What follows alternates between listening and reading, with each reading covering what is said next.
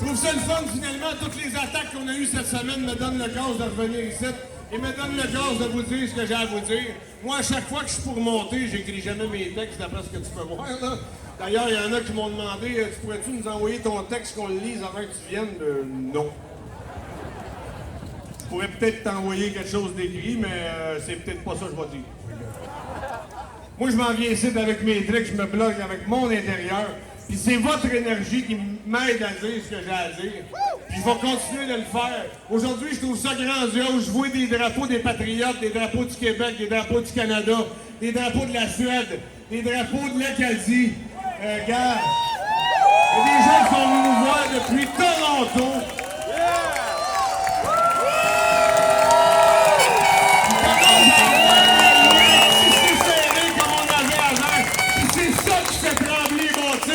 Le peuple est en train de s'unir, puis ça me fait chaud!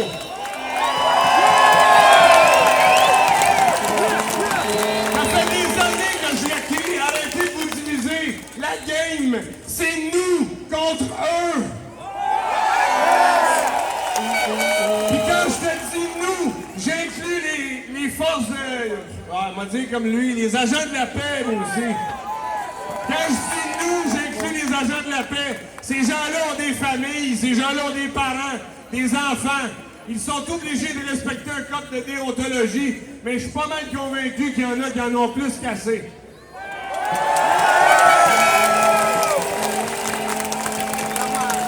Ils ont mis des délateurs dans le peuple pour appeler les agents de la paix pour venir mettre le trouble dans nos villages, le trouble dans nos familles. Ils ont divisé les couples, les familles, les villages. Ça n'a plus de bon sens, il faut que ça arrête. On a toujours été un peuple de tricoter serré. Ils vont devoir leur serrer les mailles. Encore et encore!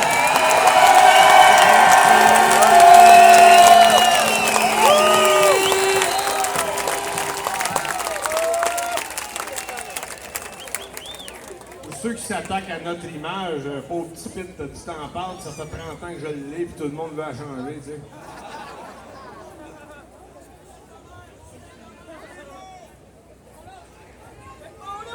Le peuple québécois, c'est des gens instruits, c'est des gens non instruits, c'est des bikers, c'est des gars qui cravatent, c'est des gars qui font du vélo. C'est un mélange. On est un beau peuple de mélanger. Puis c'est ça qu'on est en train de rassembler. Puis c'est pour ça qu'on dérange. Puis c'est pour ça qu'on nous attaque. Puis c'est pour ça qu'on va se laisser attaquer.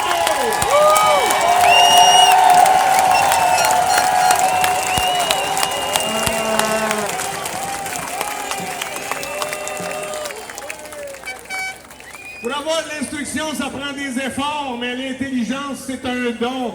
Rappelez-vous-en puis posez le message.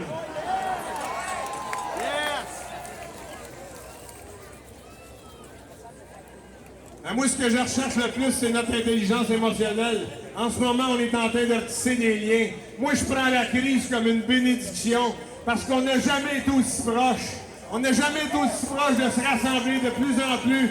Le nombre grossit tout le temps. On est allé à Ottawa, on est allé à Québec. C'est la deuxième fois qu'on vient à Montréal. Puis je suis convaincu que ça va continuer de grossir. Parce qu'eux autres, ils oppressent les règles, puis ils nous les rentrent dans la gorge. Puis nous autres, on en a plein le cul. Puis on veut se lever. Puis on veut vivre libre.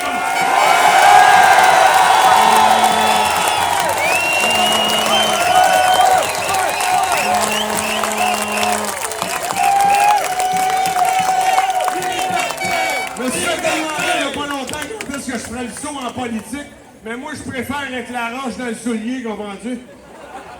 Puis si on pouvait le gérer d'une façon libre, j'aimerais ça remonter dans le bois, moi, puis retourner faire mes affaires tranquilles. J'avais pas idée de ce que ça implique de s'impliquer comme on fait. En fait, vous autres, vous n'avez idée, les autres sont pas là.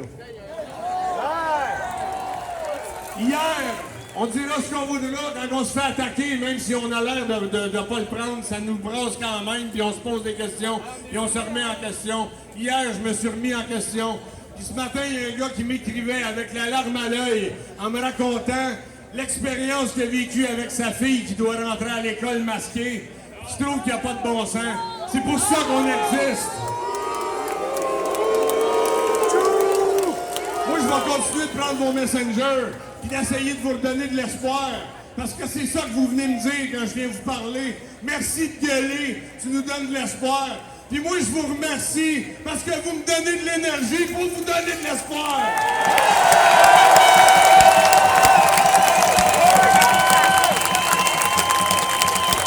En terminant, j'aimerais ça vous rappeler mes idées. Premièrement, je me fais demander tout le temps à quoi ça sert les rassemblements. Premièrement, ça sert à se rassembler.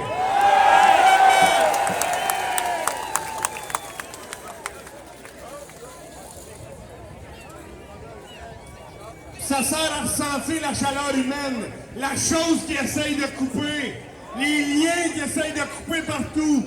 Ne serait-ce juste que ça, on va avoir gagné un point. Puis même si on gagne pas, moi je vais me coucher avec une conscience tranquille. Peut-être que les autres pas. Merci, bonne journée!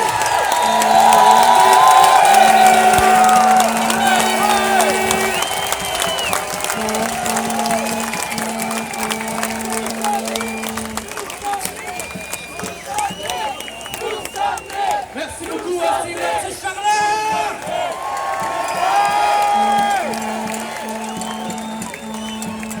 Et maintenant, la prochaine personne à prendre le micro, c'est une grande dame, une belle dame autant à l'intérieur qu'à l'extérieur.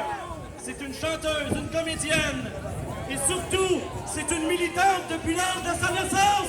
J'accueille chaleureusement Lucie Laurier!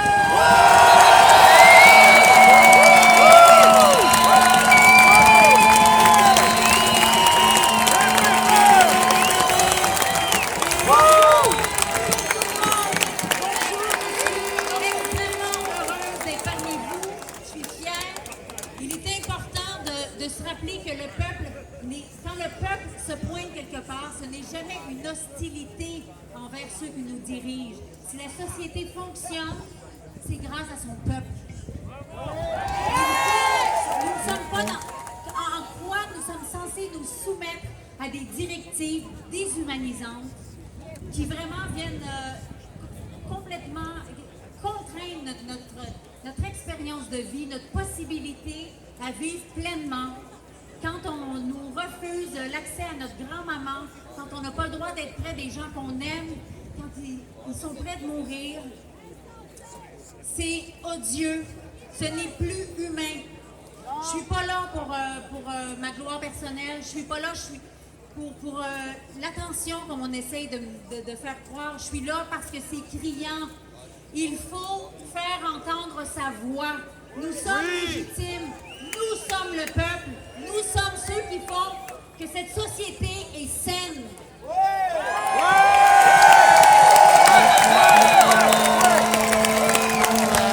Je suis fière d'être avec vous, je suis fière d'être à vos côtés. Aimons-nous. Moi, je dis aux gens qui portent le masque, vous n'avez pas à hypothéquer votre santé pour moi. Vous n'avez pas, le ministère de la Santé n'est pas propriétaire de notre santé.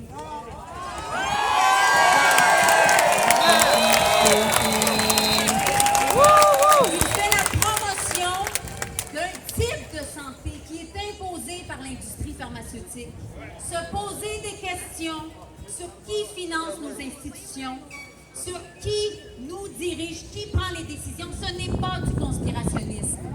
Ce n'est pas du complotisme, c'est être un citoyen avisé, averti, qui a conscience de sa propre capacité à prendre des décisions. Il faut arrêter d'être dans la pensée anecdotique, OK? On essaie de nous...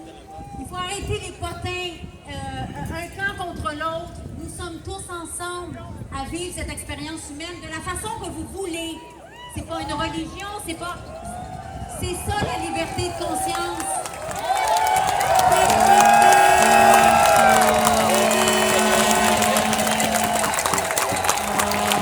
Nous n'avons pas à nous faire imposer la vie. On ne se fait pas dicter. Quand on se fait dicter comment on doit vivre, dicter nos agissements, dicter qui on a le droit de visiter, c'est de la dictature.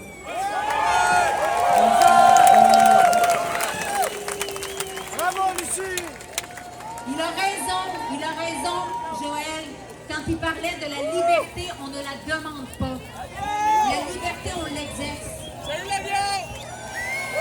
C'est pas une question de mouton, c'est pas une question de... C'est une question de vivre sa vie. Là, vous rendez-vous compte du drame d'imposer des masques, de masquer des enfants?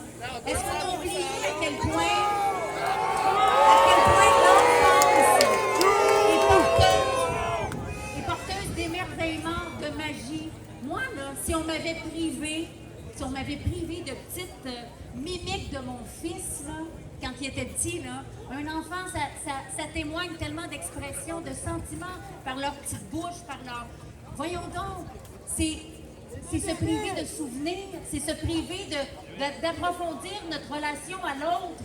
Je suis une actrice, c'est ça mon métier, d'exprimer, de faire des expressions pour exprimer des émotions. Tant mieux si je gagne plus ma vie avec ça, je m'en fous. Ce que je veux exprimer, c'est la vérité.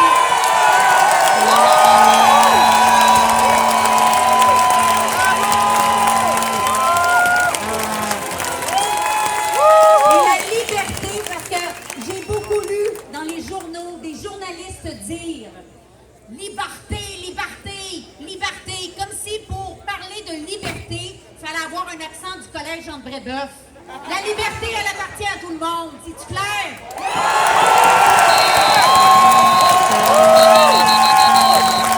Nous ne sommes pas aujourd'hui en opposition avec des autorités. Nous sommes là pour leur rappeler que c'est nous qui le servent.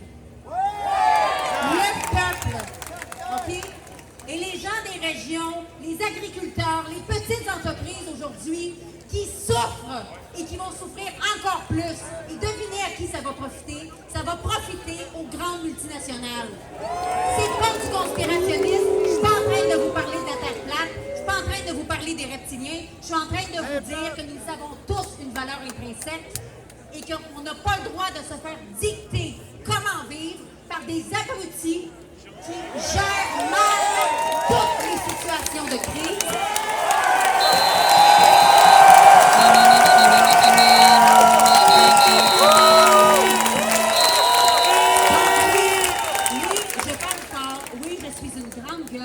Je vais vous dire la vérité, je pense que c'est pour ça que je fais ça de même. Il fallait que je sois là aujourd'hui parce que moi, je ne vivrai pas avec ça.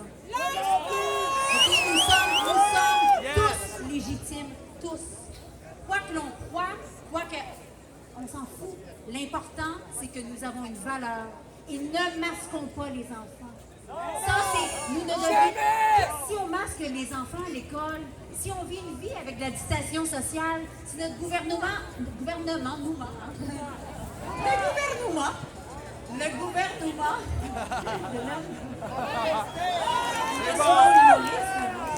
mais quand le gouvernement nous dit 6 miss dans notre chambre à coucher, là, hey, c'est quoi ces pervers?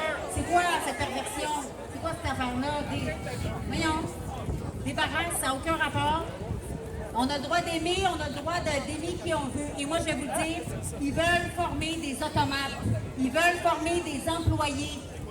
Nous ne sommes pas que des employés. On peut être des employés, mais nous ne sommes pas que des employés.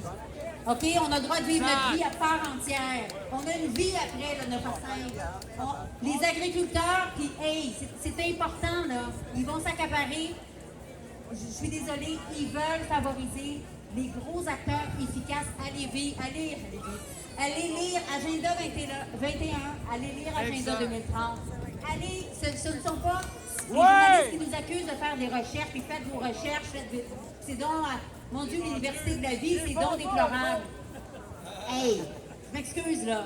Si tu t'empêches de réfléchir parce que tu n'as pas un bac en philo, il y a un problème. OK? Fait que si tu t'occupes pas de ta santé parce que tu es ton médecin, il y a un problème.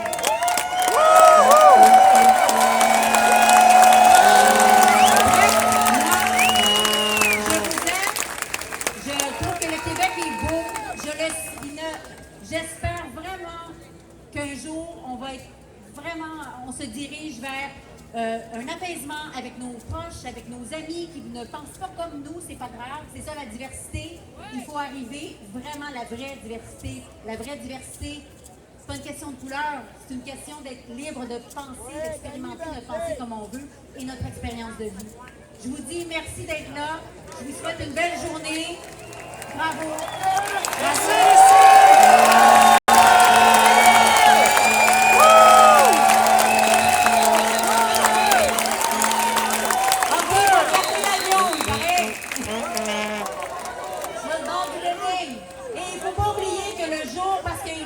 Peut-être qu'aujourd'hui, ils n'ont pas encore demandé aux agents tu sais, déjà, toute cette histoire de contravention puis d'amende, quand c'est rendu qu'on se fait donner une amende parce que, tu sais, ce fameux couple s'est fait donner une amende parce qu'ils se sont retrouvés, le couple de personnes âgées, combien il y en a d'histoires comme ça?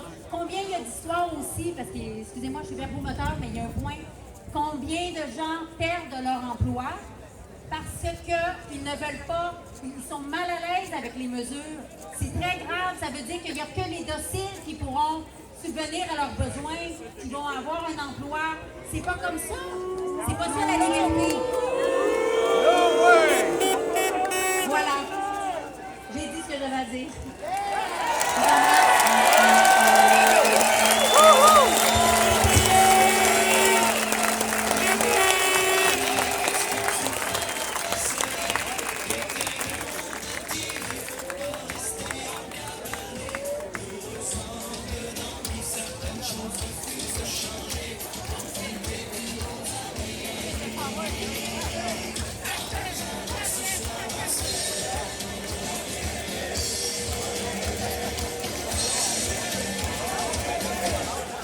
Merci à Lucie Laurier! Et j'entendais parler de ceux qui traitent les gens qui réfléchissent et qui se posent des questions, de conspirationnistes, de complotistes. J'aimerais donner une petite leçon d'histoire très rapide aux gens qui utilisent ces termes-là, ne sachant pas l'origine de ces termes-là, d'où ça vient, comment c'est né et quand est-ce que c'est né. Alors, la première fois que le terme complotiste/conspirationniste a été inventé ou instauré plutôt, c'est à l'époque nazie, entre 1939 et 1945 en Allemagne, étaient traités les gens de complotistes, conspirationnistes, ceux qui dénonçaient les chambres à gaz d'Hitler. Et là, les médias officiels de l'époque disaient « Ben non, écoutez pas ces gens-là, on s'en fout, c'est des complotistes, des conspirationnistes. C'est pas des chambres à gaz, non, c'est des salles de décontamination, là. Hey, écoutez. » Ensuite, le terme a été repris plus tard par la CIA aux États-Unis pour discréditer les gens qui supposaient un possible complot de l'interne dans l'assassinat de JFK. C'est de là que ça vient!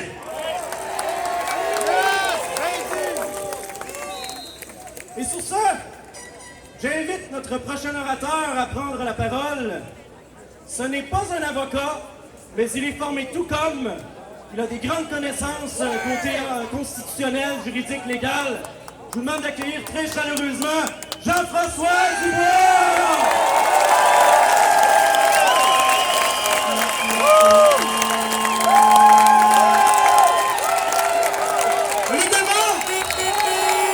Êtes-vous prêts pour un petit cours de droit?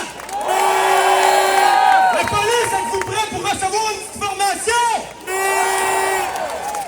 On y va! Si nous sommes ici, c'est pour éviter que la police soit débordée d'appels au 911. Parce que si tout le monde appelle, je suis pas sûr que les répartitrices vont trouver ça drôle. Alors, c'est comme si nous appelions la police pour demander secours. Et si aucune réponse n'est donnée, j'ai bien peur que malgré que des juges qui nous écoutent, et on prépare des procédures pour la cour, j'ai bien peur que nous soyons fichus. Si la police ne nous écoute pas, on est dans la merde. Que nous soyons pris en otage par un gouvernement qui en réalité ne gouverne plus depuis bientôt 5 mois, mais qui ordonne sans fondement médical et scientifique fiable, qui ne font qu'ordonner par l'entremise de décrets. Violant ainsi l'article 1 de la Charte canadienne qui oblige l'État, lorsque elle suspend des droits et libertés, à justifier dans les faits cette suppression des droits. Ces droits-là nous appartiennent. Comme la Cour suprême a dit en 1951, la Constitution n'appartient pas au Parlement du Canada ni aux législatures des provinces. Elle appartient au pays!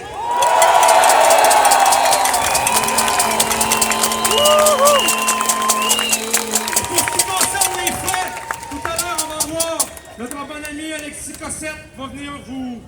vous entretenir sur ces questions-là.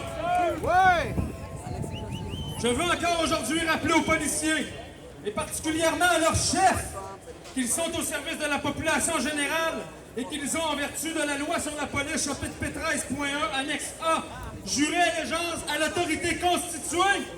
Et cette autorité constituée-là, normalement, elle devrait être constituée en vertu de la Constitution, celle de 1867. Et non, ils n'ont pas juré allégeance au docteur Arruda et à François Legault seulement!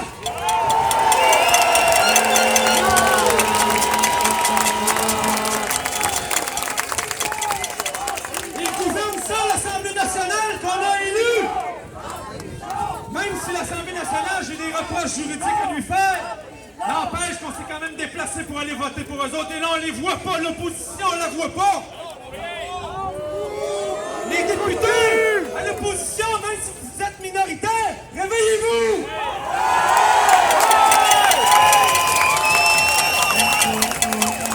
Ce que je demande à la police aujourd'hui, au nom de tout ce beau monde-là qui est réuni, c'est de former une escouade d'enquête pour vérifier avec impartialité et surtout, sans prévarication judiciaire, si des crimes ont pu être commis par le gouvernement.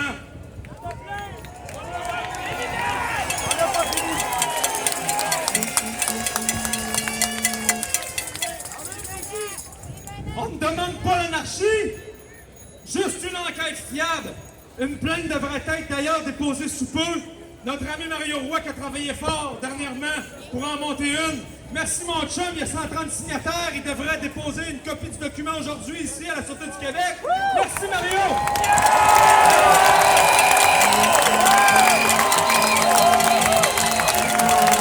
J'espère que la Sûreté du Québec ne fera pas la même chose qu'ils m'ont fait en 2012 quand j'ai déposé une plainte contre certains juges. Ils n'avaient pas fait enquête, ils m'ont répondu simplement qu'il n'y avait pas eu de crime, ils n'ont jamais enquêté, ils n'ont jamais demandé la preuve, ils n'ont rien fait. J'espère que cette fois-ci, avec tout le monde qui va insister aujourd'hui, vous allez faire de quoi? Parce que cette fois-là, mes chers amis policiers, je ne suis pas seul. Et maintenant, de mon côté, et selon l'avis de plusieurs juristes, je crois fermement qu'il y a eu nuisance publique depuis un bon moment. Au sens de l'article 180.2 P du Code criminel canadien, pour les raisons suivantes. Il y aurait eu une suppression volontaire de la législature de la province. Un nouveau ou des nouveaux corps législatifs auraient été créés. Tassez-vous, l'ambulance veut passer. Venez-vous-en vers le terrain ou vers le bâtiment à l'autre bord de la rue. Laissez place à l'ambulance, s'il vous plaît. Et du côté, de mon côté gauche à moi.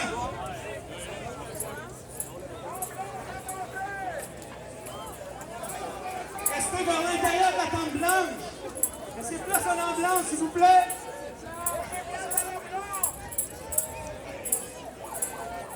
OK. Il semble que ce soit correct.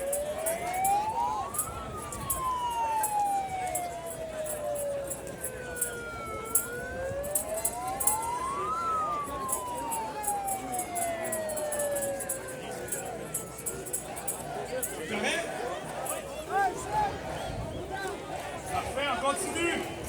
Alors, j'ai vu qu'il y avait beaucoup de policiers sur place. Très heureux qu'ils m'entendent. Donc, je reprends. Il y aurait eu une suppression volontaire de la législature de la province. Un nouveau ou des nouveaux corps législatifs auraient été créés en violation de l'article 92 de la loi constitutionnelle 1867. Vous savez, la Cour a dit que le respect de l'article 92 faisait partie des protections auxquelles le peuple pouvait prétendre. Et cette disposition-là a très clairement été violée. Le juge Jean-Guy Boilard, d'ailleurs, nous avait donné raison sur des notes sténographiques. Mais il a refusé de dire oui dans le jugement. Donc, je vais vous expliquer pourquoi cet article 92-là a été violé. En réalité, l'article 92 dit que c'est un pouvoir exclusif à la législature de pouvoir faire des lois.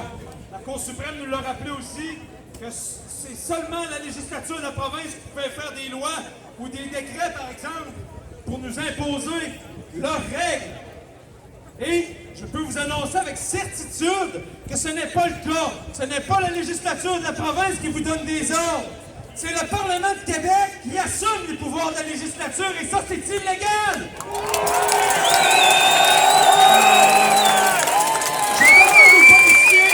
Je demande aux policiers, s'il vous plaît, je vous en supplie, allez lire l'article 2 de la loi sur l'Assemblée nationale. Vous êtes capable de lire le français? Cette disposition-là est tellement claire. Il est mentionné que le Parlement de Québec assume tous les pouvoirs qui sont attribués à la législature du Québec. Donc, si le Parlement assume les pouvoirs de la législature, il n'est pas la législature, ça me paraît clair, bordel.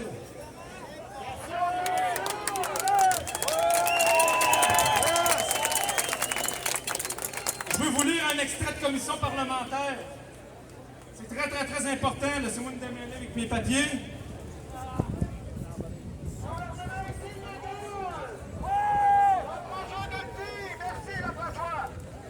Bienvenue.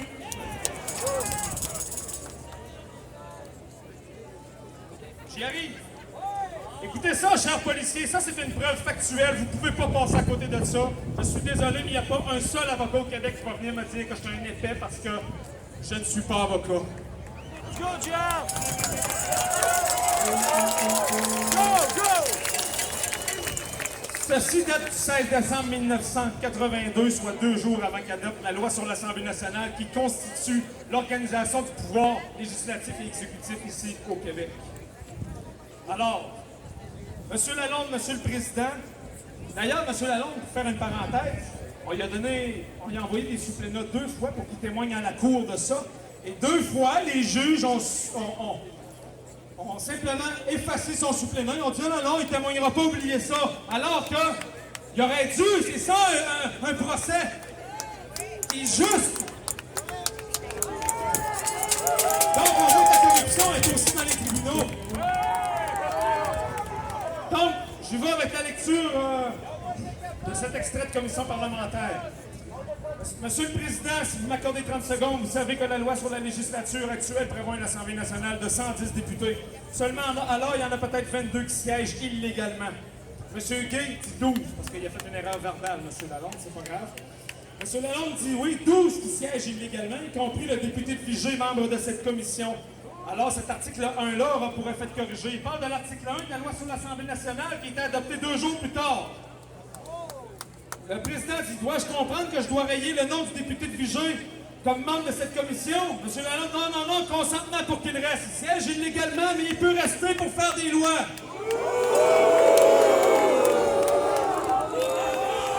Bon, j'arrête là, je ne vais pas plus loin. Simplement pour vous dire que l'Assemblée nationale, comme c'est bien mentionné, lorsqu'elle a adopté la loi sur l'Assemblée nationale, quand ils ont voté sur son adoption, il siégeait illégalement, bordel!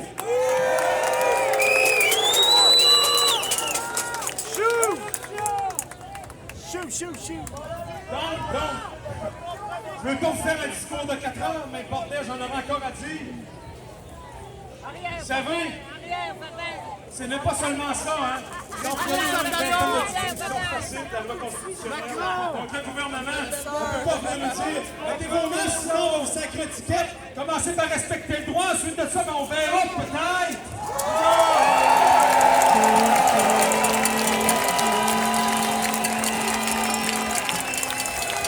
Je vais reprendre mon pays.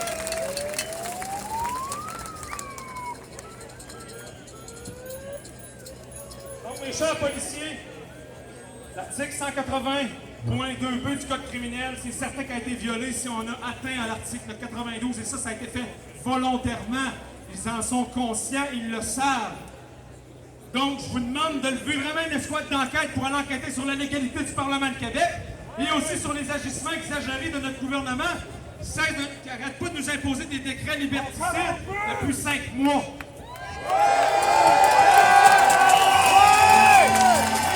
Chers policiers, mes chers amis, vous devez, par des moyens légaux qui sont à votre disposition, nous aider et aider vos familles.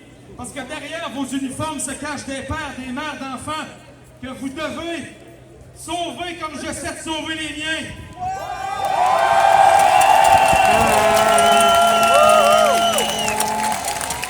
Allons-nous et allez-vous attendre d'être rendus au stade de la Nouvelle-Zélande ou de la Biélorussie? Où les enfants sont arrachés de force à à leurs parents sous prétexte d'un virus qui, en réalité, est à peine plus dur qu'une grippe. Si on arrachait à mes enfants, ma fille ou mon garçon, pour moi, le monde cesserait de tourner.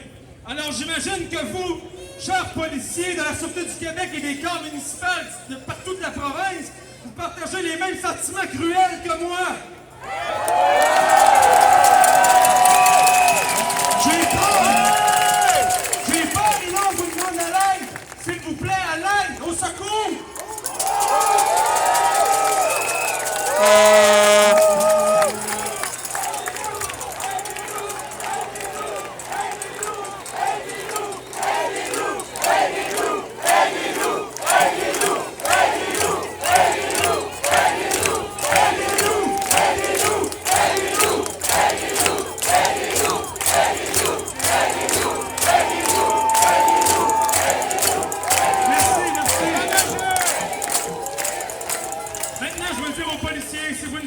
Aujourd'hui, je peux vous affirmer hors de tout doute, je suis désolé d'être sévère avec vous, on vous aime, mais je dois vous dire la vérité.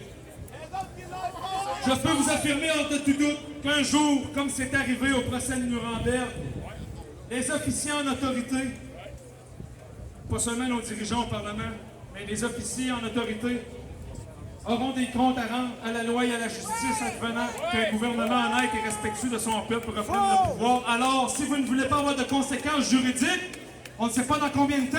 Alors, faites votre travail, s'il vous plaît, et cessez d'obéir aux ordres aveuglément!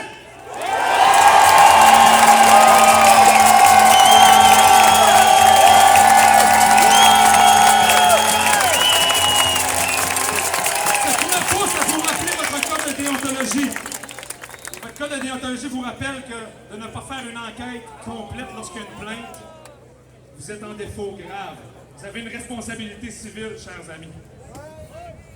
Alors, je vais vous lire une dernière chose. Je vais reprendre mes feuilles.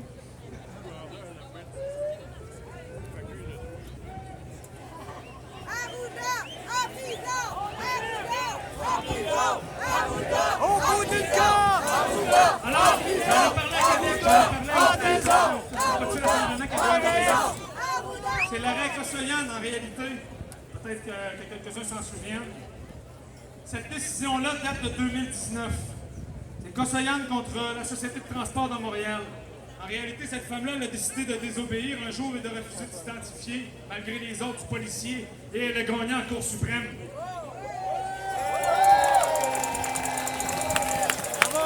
Les policiers, ce jugement-là, j'espère que vous l'avez déjà lu, vous auriez intérêt parce que c'est votre protection, mes chers amis, si advenant vous décidez de vous ranger du côté du peuple et d'arrêter d'obéir au docteur Arruda qui écoute l'OMS qui n'a pas été élu du tout par nous.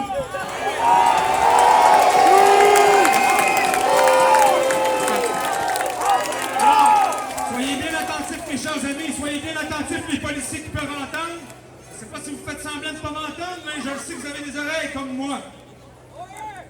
Donc, écoutez bien. Paragraphe 58 de la décision. Date de 2019, là, je ne vous ramène pas des affaires toutes dépoussiérées. Les citoyens s'attendent avec raison à ce que le policier possède une connaissance et une compréhension adéquate des lois et règlements. Il est appelé à faire respecter, ainsi que des limites de son autorité. Donc, le policier doit connaître la Constitution, au moins la Constitution, je ne vous dis pas de connaître toutes les lois, mais au moins la Constitution, c'est elle qui régit votre autorité. Je doute fort que si je demande à un policier, dis-moi donc, c'est quoi l'article 80 de la Constitution 1867 qui me dit, oh, ouais, je sais c'est quoi, je pense pas. Ça serait important que vous le sachiez.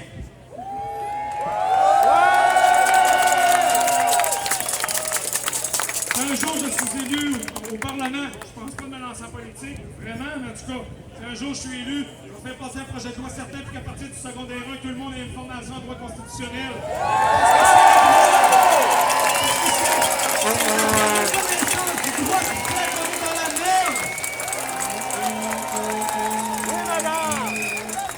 Les abus de pouvoir policiers qu'on voit de temps en temps, je parle pas de tous les policiers, il y en a beaucoup qui sont gentils, là, qui sont corrects, qui font bien leur job. Mais les abus que les policiers font, ils se font sur le dos de l'ignorance du peuple. Exact! Je continue avec la Cour suprême. Le policier ne peut prétendre remplir sa mission, maintenir la paix, l'ordre et la sécurité publique, prévenir et réprimer le crime et les infractions aux lois et règlements, sans avoir une connaissance et une compréhension adéquate des principes fondamentaux. L'illégalité de sa conduite. Non, ok, excusez-moi, c'est pas la bonne page, mais c'est un autre paragraphe. Néanmoins, le simple fait que l'acte d'un policier est une assise juridique, c'est bien ça là. Néanmoins, le simple fait que l'acte d'un policier est une assise juridique ne dégage pas ce dernier à coup sûr de toute responsabilité civile. Le policier a l'obligation d'avoir une connaissance et une compréhension adéquate du droit criminel et pénal, des infractions qu'il est appelé à prévenir et à réprimer, et des droits et libertés protégés par les chartes. Ma voix à part, désolé.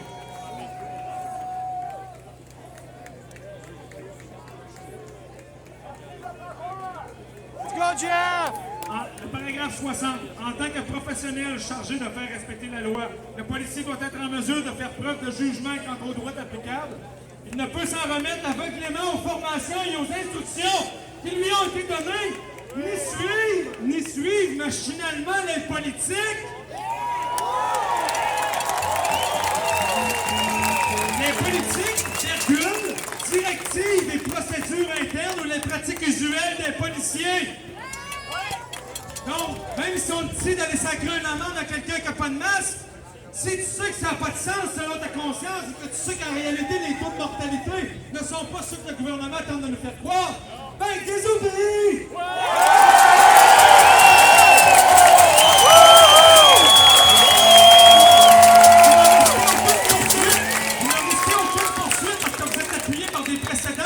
De Nuremberg et de la Cour suprême.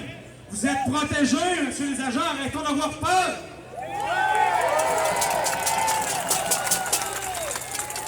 De façon analogue, il est bien établi qu'un policier ne peut éviter d'engager sa responsabilité civile personnelle simplement en plaidant qu'il ne faisait qu'exécuter un ordre qu'il savait ou devait savoir illégal.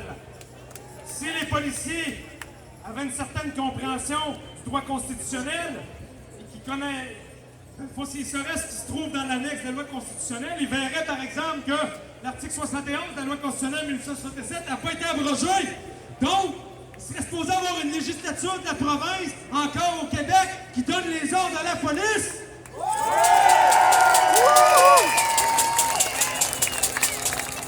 Donc, je pourrais bien continuer, là. Je ne peux pas retenir tout ce beau monde-là au soleil pendant 4 heures non plus. Il y a d'autres personnes intéressantes qui vont passer après moi. Alors, je veux dire aux policiers, vraiment, merci d'avoir écouté, si vous avez écouté. Puis, ayez pas peur, la Cour suprême vous protège!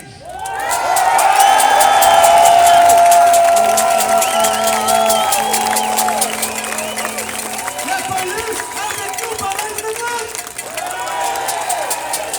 La police, avec nous! La police, avec nous! La police, avec nous! La police, avec nous! La police, avec nous! La police, avec nous! La police, avec nous! La police, avec nous! La police, avec nous! La police, avec nous! La police, avec nous! Bonjour la police! Merci Jean-François Dubois!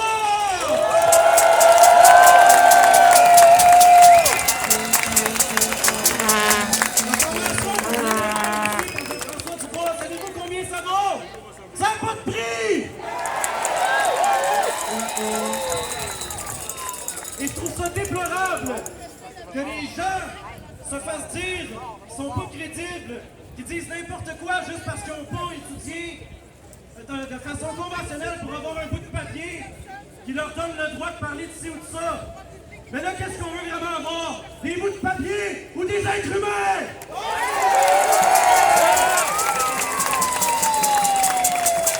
Et c'est pas normal que quelqu'un qui n'ait pas un bac ou qui soit pas certifié avocat en sache plus ou ose plus en dire que ceux qui sont officiellement certifiés.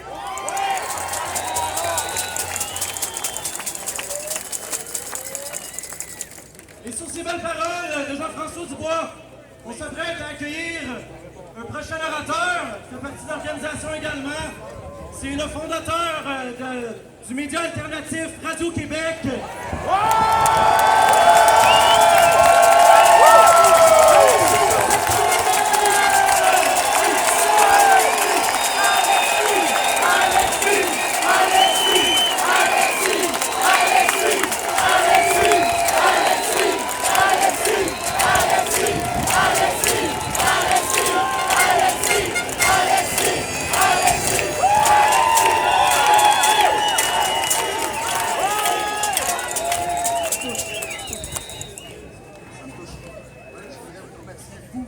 Présenté aujourd'hui parce qu'il y a eu des tentatives de nous démobiliser. Voilà ici avec nous ensemble. Bravo! Oui!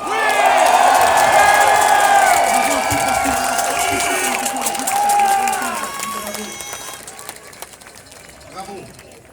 Alors, moi, je fais suite à Jean-François. Je suis là ici pour parler un petit peu de faits. Donc, essentiellement, de dire qu'on est en présence d'une crise sanitaire manufacturée de toutes pièces. On le sait, on a entendu le Dr Arruda dire que chaque année, il y a 1000 personnes par mois qui meurent dans les CHSLD. De toute façon, cette année, ils ont tous été comptabilisés COVID pour nous faire peur. Ils ont utilisé la méthode du lien épidémiologique. Là. Tu sais, ça sonne scientifique, ça fait peur, là. Mais essentiellement, c'est juste de classer tout le monde, tous les cancers, tous les AVC dans un CHSLD où est-ce qu'il y a eu seulement un cas présumé, comme tous morts du COVID. Ça, vous le savez, je pense. Tous les pays, tous les États aux États-Unis, tous les États qui ont utilisé la méthode du lien épidémiologique ont à peu près 5 fois plus de décès que ceux qui ont utilisé la méthode normale qu'on utilise quand il y a une grippe. C'est-à-dire compter ceux qui sont effectivement morts de la grippe. 5 fois plus de décès. C'est pour ça qu'au Québec, on a comme des 5-6 000 décès. On a comme à peu près 80% des décès au Canada. C'est juste de la fraude statistique, c'est juste une façon de compter. Il n'y a pas plus de personnes qui sont mortes du COVID au Québec qu'en Ontario. C'est juste la façon de compter qui sont changées pour nous faire peur.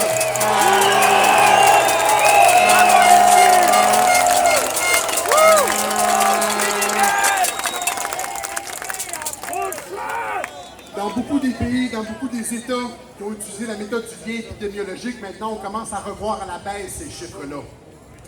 Il commence à avoir des révisions de chiffres, on coupe par moitié les morts, etc. Ça ne se passera pas au Québec, évidemment, parce que le Dr Arruda a bien pris soin d'effacer ses traces. Hein?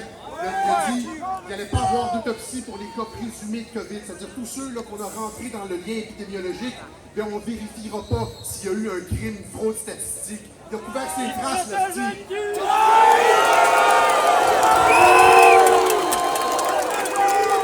Et ça serait intéressant que la police enquête là-dessus aussi.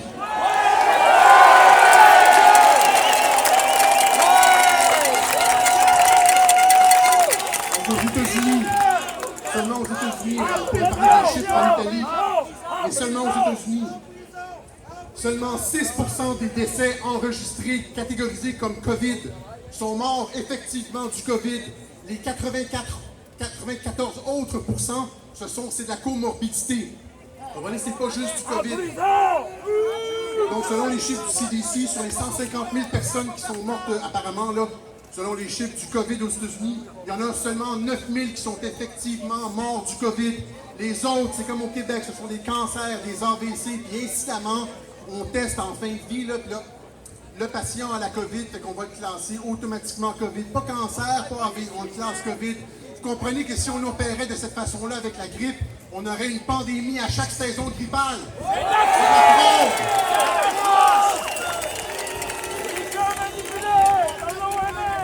Le COVID n'est pas une maladie dangereuse.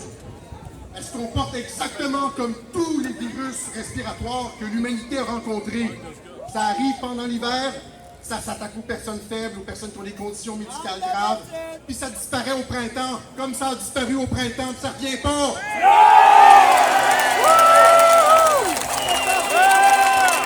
Le COVID fait pas plus de morts que la grippe.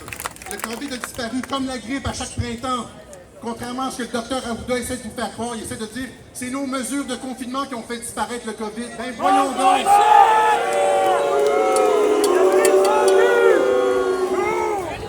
fait 3 mois que l'épidémie est terminée, mais les médias et le gouvernement continuent à nous embrigader dans un système de contrôle social toujours plus contraignant, en faisant croire frauduleusement au public qu'on est toujours dans une pandémie dangereuse. Les salopards, comme on dit à Radio-Québec.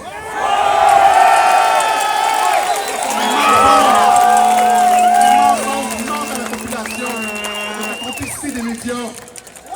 Il y a un mot pour ça, c'est salopard ou bien crapule.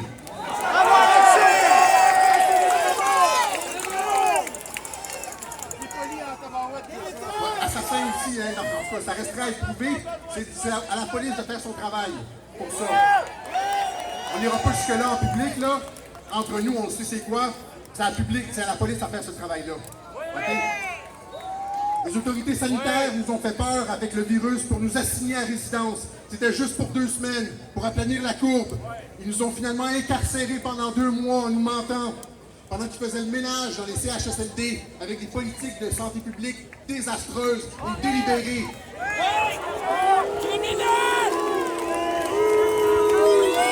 Ils nous ont menti sur les masques à l'arrivée du COVID. Puis à la fin, pour les rendre obligatoires, ils nous ont menti aussi. Alors que le virus ne pose plus aucun danger, il ne fait plus aucun mort. Ils nous ont aussi menti en disant qu'il allait falloir attendre jusqu'au vaccin pour suspendre des mesures. Là, ce qu'on a appris la semaine dernière, c'est que non, ça va continuer, même après le vaccin. Ça va continuer de façon indéfinie sur les mesures d'urgence sanitaire. Ça n'a plus rien à voir avec le virus. C'est du contrôle social. Ça n'a plus rien à voir avec le virus. Si on ne se lève pas, ils vont nous embrigader, ils vont nous emprisonner, ils vont passer toute leur loi liberticide. Ça n'a plus rien à voir avec le virus. Ils sont drogués au pouvoir. Les gouvernements sont drogués au pouvoir. Solidarité! Contrôler la population, contrôler socialement une population par la peur, en créant artificiellement une crise, c'est la définition classique de la dictature et de la tyrannie. C'est ça la définition de la tyrannie. C'est ça qu'on voit au Québec.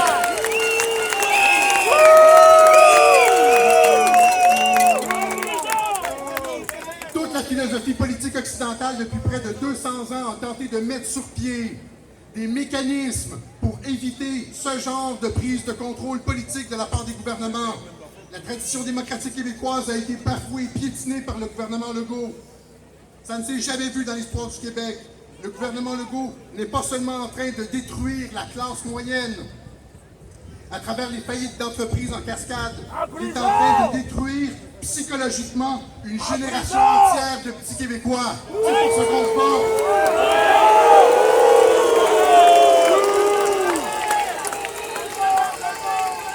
Surtout considérant le fait avéré que le virus est 10 fois moins dangereux que la grippe pour les tout-petits.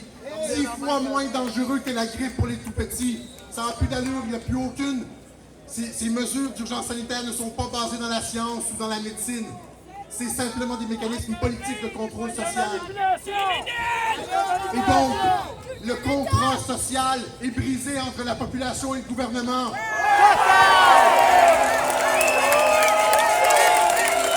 C'est pour ça qu'on demande l'aide de la police. Avec nous, la police, avec nous, la police, avec nous, la police, avec nous, la police, avec nous, la police, avec nous, la police, avec nous, la police, avec nous, la police, avec nous, la police, avec nous, la police, avec nous, la police, avec nous. La police doit rapidement enquêter sur les raisons frauduleuses. Les raisons frauduleuses, on les a exposées, nous autres. Vous les connaissez, on les connaît. Comment ça se fait que la police n'est pas au courant de cette fraude statistique-là? Ils devraient le savoir. Les chiffres sont disponibles. Arruda a parlé, on a regardé les taux de décès. Ils devraient le savoir. Ce sont eux les enquêteurs chevronnés, c'est pas nous les citoyens ordinaires. C'est eux qui devraient faire la job.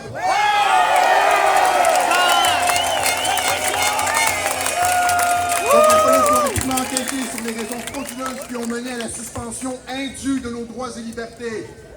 De faux prétextes ont été mis de l'avant pour museler la population, pour nous faire passer dans un système politique totalitaire. La police doit résister à ce coup d'État en douce et respecter leurs promesses de servir et protéger. comme les médecins, se doivent de respecter leur serment d'Hippocrate et de permettre la chloroquine.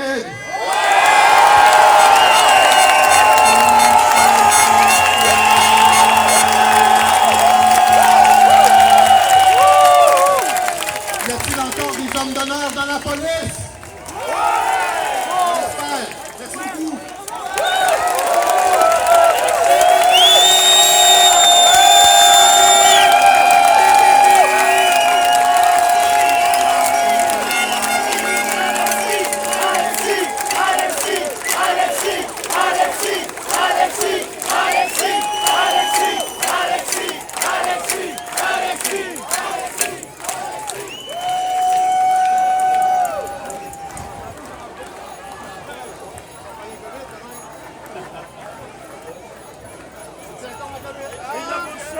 Il va se passer beaucoup de choses d'ici le 15 septembre 2020. Grâce à tous vous autres ici présents, merci d'être là!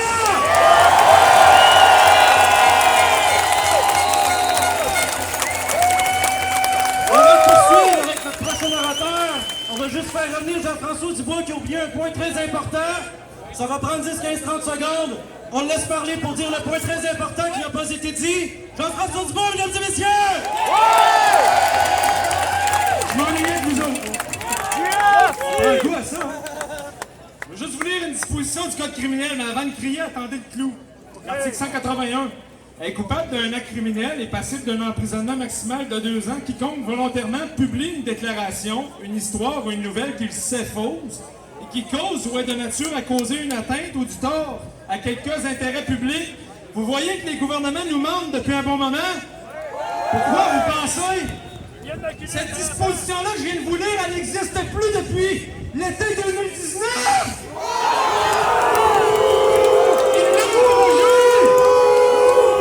Ils l'ont abrogé curieusement juste avant qu'ils commencent à vomir leur merde! Je voulais que vous le sachiez que le code criminel autorise désormais les médias à mentir pour le bien public!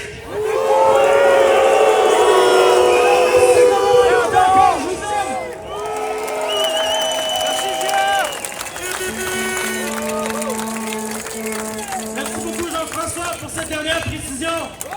Et maintenant, on accueille notre prochain orateur qui fait partie de l'organisation l'Alliance citoyenne massive. J'ai pas envie de donner un nom spécifique à ça parce que c'est tout le monde ensemble qu'on fait une différence. Alors je demande d'accueillir chaleureusement le père fondateur du mouvement citoyen, appel à la liberté, action citoyenne pacifique, et je nomme Frédéric Pitt!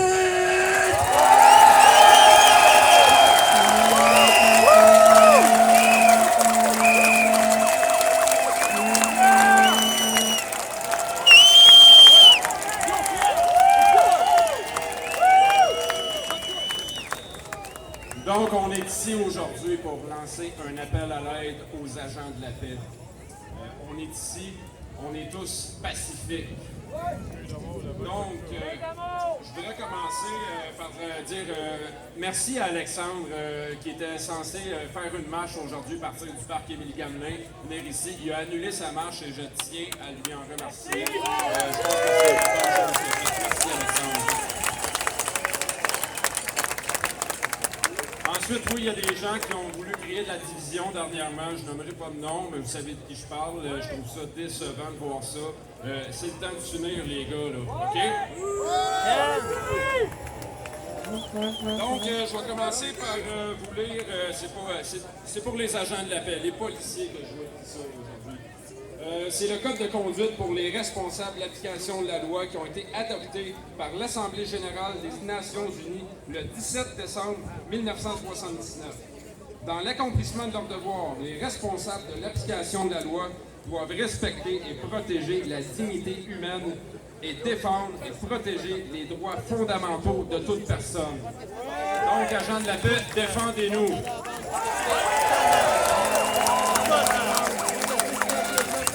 Les responsabilités des agents de la paix, le maintien de l'ordre public et la sécurité et la prévention et détection du crime. Nous autres, je pense qu'on a détecté quelque chose. Pourquoi pas vous autres, vous ne l'avez pas détecté? Outre leur devoir de respecter la charte dans le cadre de leurs fonctions, les agents de la paix ont aussi le devoir de prévenir et de protéger le public des violations de leurs droits et libertés. La base qu'ils servent, le public et la Constitution, leur réelle allégeance devrait se situer d'abord et avant tout à ce niveau. Le public vote et met en place un gouvernement qui a le même devoir. Il n'est pas au-dessus du peuple. Le pouvoir appartient toujours au peuple. Et le pilier suprême demeure la Constitution et la Charte. Quand un gouvernement manque à son devoir envers le peuple, il perd toute dignité, car il rompt son contrat pour lequel il a été élu. Les gouvernements viennent et partent à chaque élection. Mais nous, le peuple, la Constitution ainsi que la Charte, nous sommes là et nous demeurons là.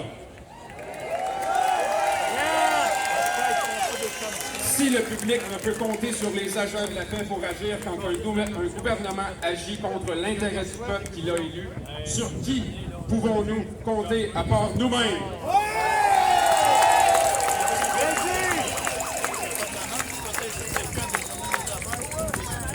Je vais poursuivre avec une citation de Edmund Burke. Pour triompher, le mal n'a besoin que de l'inaction des gens de bien. Je vais le répéter.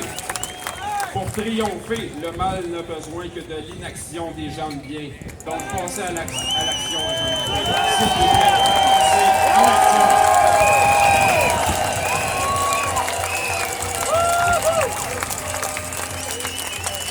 Chers sœurs, chers frères, fiers patriotes, nous sommes présentement devant le QG de l'ASQ aujourd'hui, suite à l'annonce faite mardi soir avec Alexis Cossette-Trudel, Dan Pilon, Steve l'artiste Charland et moi-même. Nous avons pris cette décision car l'heure est grave, très grave. Policiers, vous êtes des agents de la paix, pas les chiens de garde d'un gouvernement corrompu à la solde d'organisations mondialistes. Une dictature dirigée par des psychopathes milliardaires.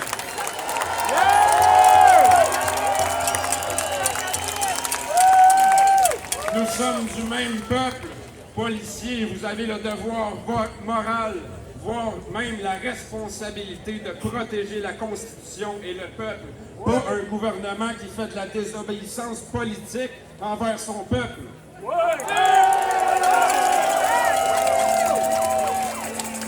Nous sommes ici présents aujourd'hui. C'est un devoir de citoyen pacifique qu'on fait, nous, ici. Pas de la désobéissance civile.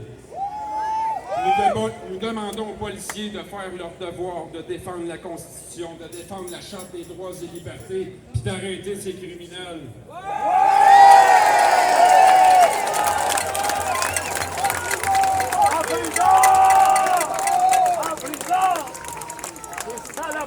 Je tiens à vous remercier du fond du cœur, vous tous, les policiers.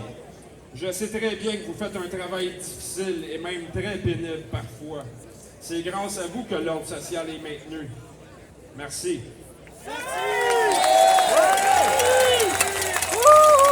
Aux États-Unis, le peuple américain possède le 2e amendement pour se protéger face à un gouvernement tyrannique. Ici, au Canada, nous possédons dans la Charte canadienne des droits et libertés le droit de manifester. C'est un droit fondamental, ça. Donc, pour nous, manifester, c'est notre arme.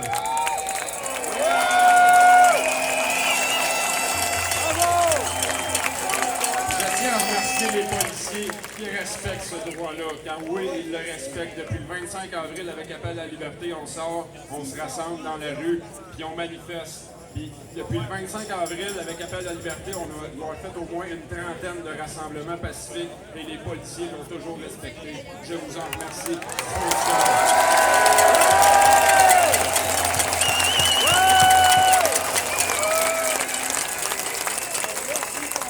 Donc, depuis ce jour, depuis le 25 avril, un climat de confiance s'est développé et bâti entre nous. Les policiers ont respecté les citoyens conscients et soucieux de dénoncer toute cette mascarade en manifestant pacifiquement. Merci encore les policiers.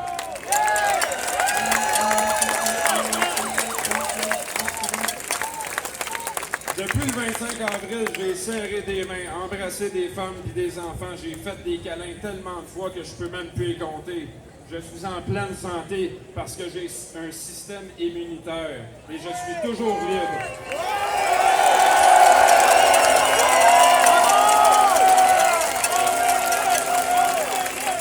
Et je suis toujours libre car les agents de la paix que l'on peut comparer au système immunitaire de notre société nous ont protégés.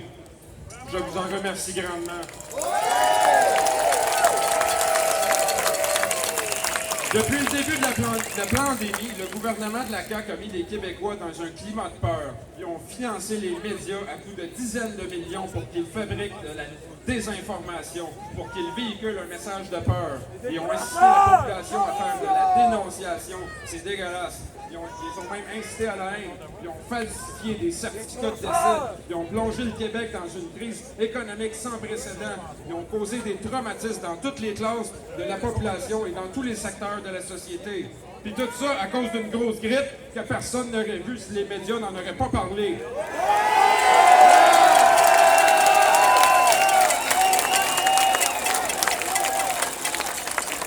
Ils n'ont pas le droit de disposer de ma vie comme ça. Ils n'ont pas le droit de disposer de la vie d'un peuple de cette façon. Moi, je ne le permets pas. Et vous? No way! Le 26 juillet dernier, devant le Parlement à Québec, moi, Frédéric Pitt, annonçais que Appel à la liberté, Action citoyenne pacifique, aussi à titre personnel, en tant que citoyen souverain de ma personne et libre penseur, fondateur du mouvement citoyen pacifique, j'annonçais donc que nous mettions en demeure par huissier le poste du directeur de la santé publique, le poste du ministre de la Santé et des Services sociaux, ainsi que le poste du premier ministre. Je suis toujours sans réponse de leur part.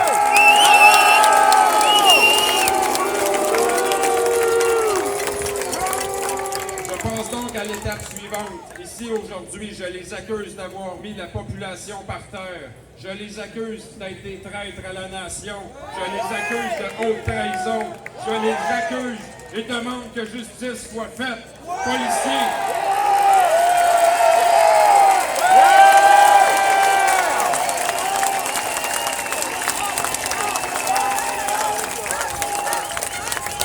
Policiers, faites votre travail, je vous le demande. Le peuple ici présent vous le demande. On demande aux policiers de faire leur travail, s'il vous plaît. Faites-le!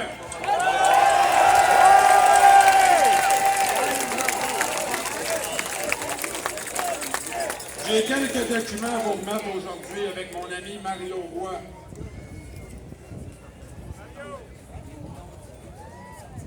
Ils sont ici, les documents. Je vais aller reporter ça à quelqu'un.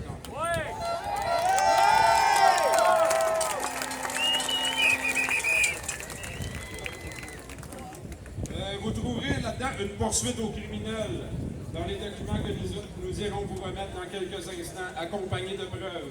Vous trouverez aussi le code de conduite pour les responsables de l'application de la loi adoptée par l'Assemblée générale des Nations unies le 17 décembre 1979. Vous trouverez aussi la Constitution canadienne, codification administrative des lois constitutionnelles, la Déclaration universelle des droits de l'homme de 1948, le statut et le jugement du tribunal de Nuremberg, les 3 copies des mises en demeure que j'ai faites et envoyées par huissier le 27 juillet dernier, accompagnées de la facture du bureau de huissier. Vous trouverez la loi sur la santé publique, le projet de loi 61 et la Charte québécoise des droits et libertés de la personne.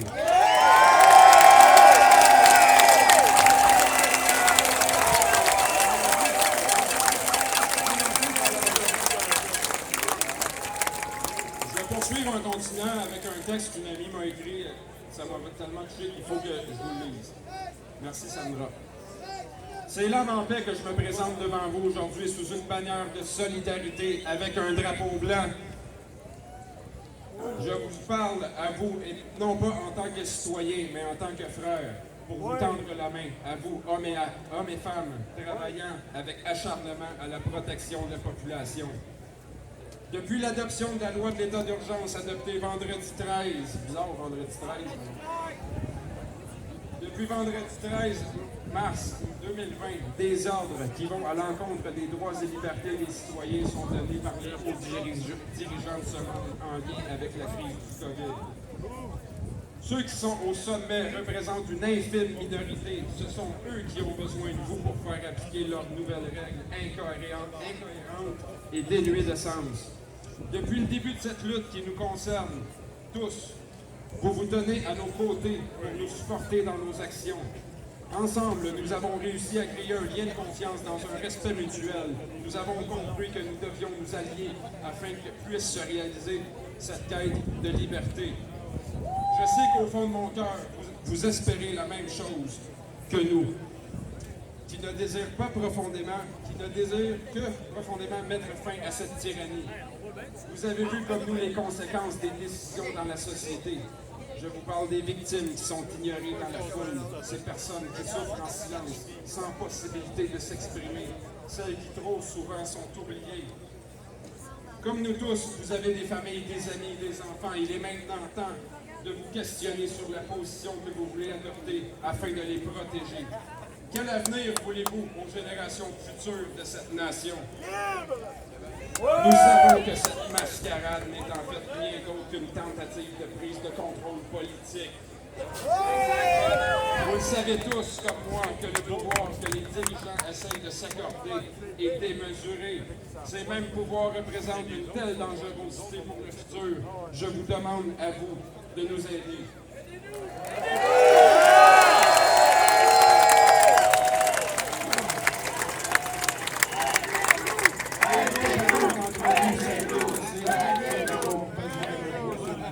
De manger, d'être en sécurité.